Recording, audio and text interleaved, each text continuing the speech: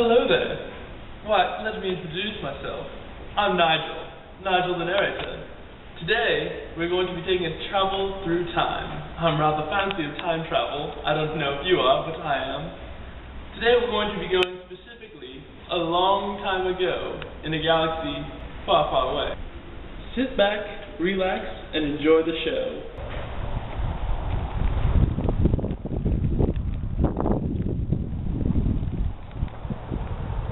Who's there?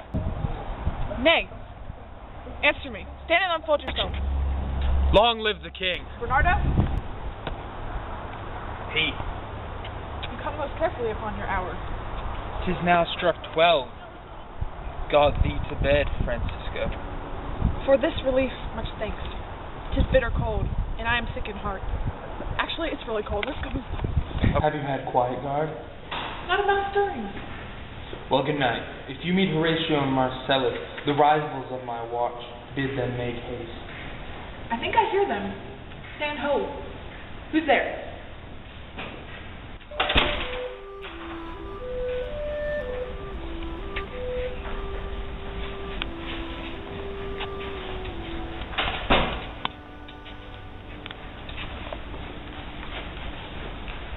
To the ground, and leads men to the dining. Give you good night. Oh, farewell, honest soldier.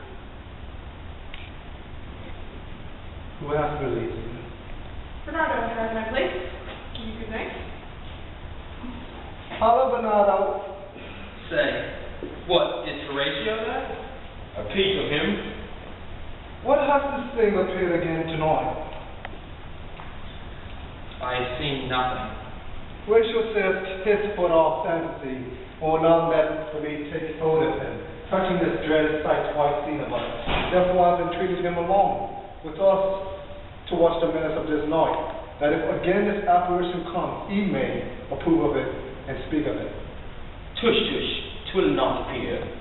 Sit down a while, and let us once again assail your ears. That is so fortified against our story, when we had 2 nights seen it.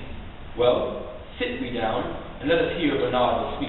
Last night of all, when yon same star that's westward from the pole had made his course, Tilium, that part of heaven, where now it burns, Marcellus and myself, the bell that beating one. Peace break thee off. Look where it comes again. Thou art a scholar. Speak it, Horatio. Looks a not like a king. Mark it, Horatio. Most like. It heralds me with fear and wonder. It would be spoke to. Speak to it, Horatio.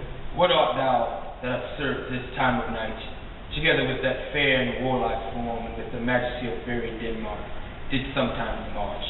By heaven I charge thee, speak. It's offended. See, it stalks away. Say, speak. Speak, I charge thee, speak.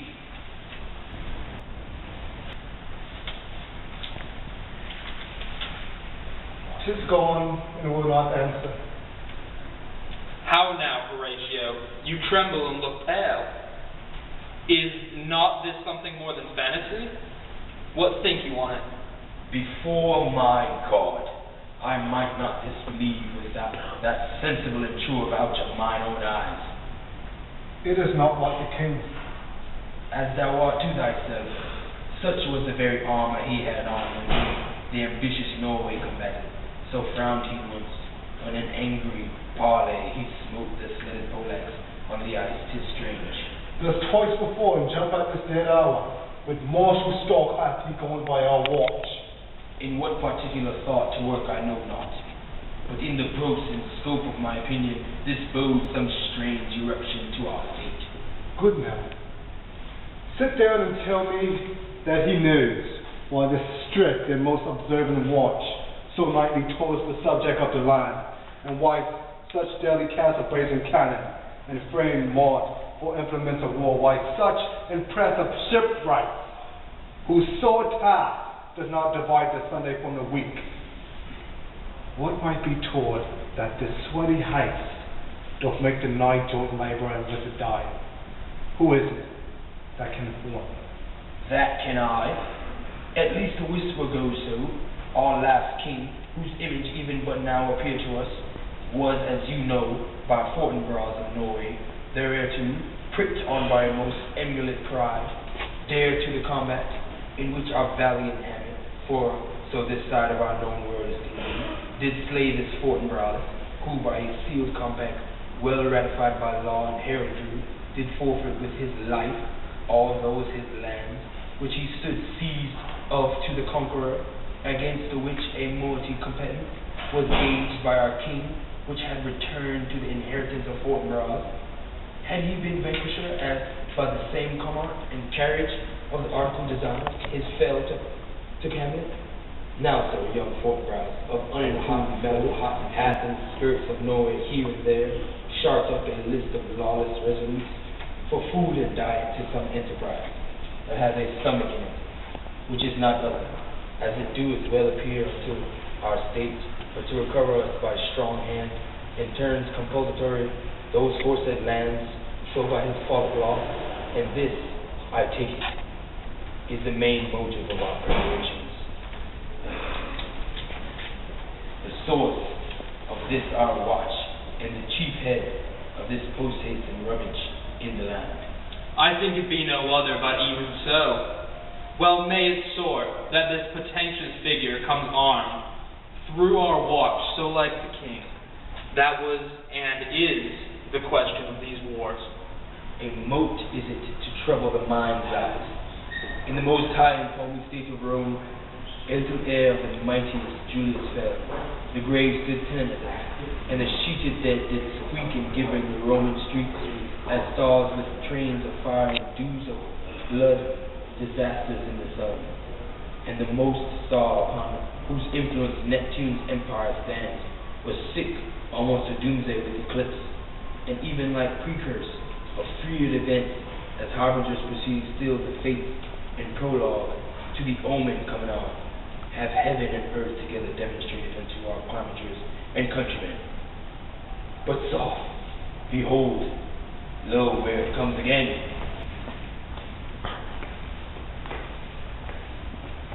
I'll cross it, though it blasphemy, stay illusion.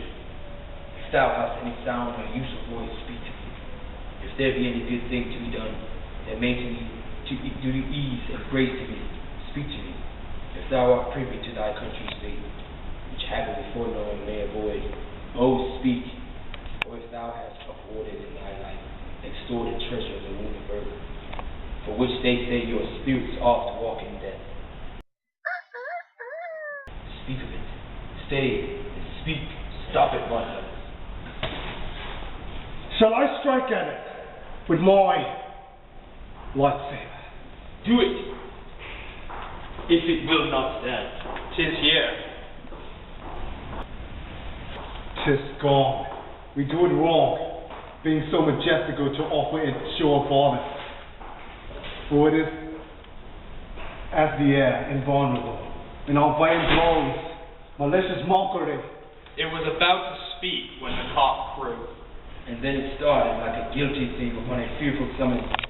I have heard, they'll call, that is the trumpet to the morn, doeth with his lofty and shrill sounding throat awake the god of day, and at his warning, whether in sea or fire and earth or air, the extravagant and airy spirit eyes to his confine, and of the truth herein, this present object made probation.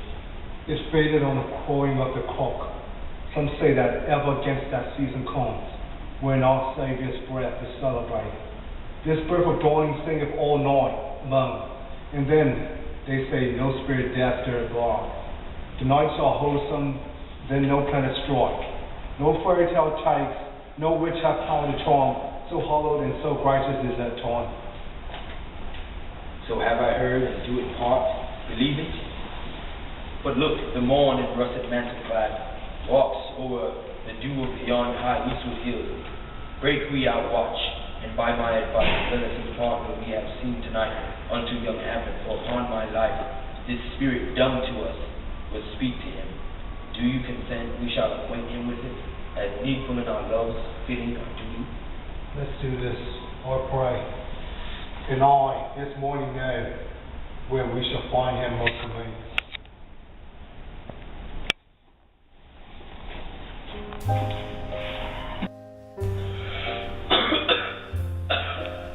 What in tarnation was that?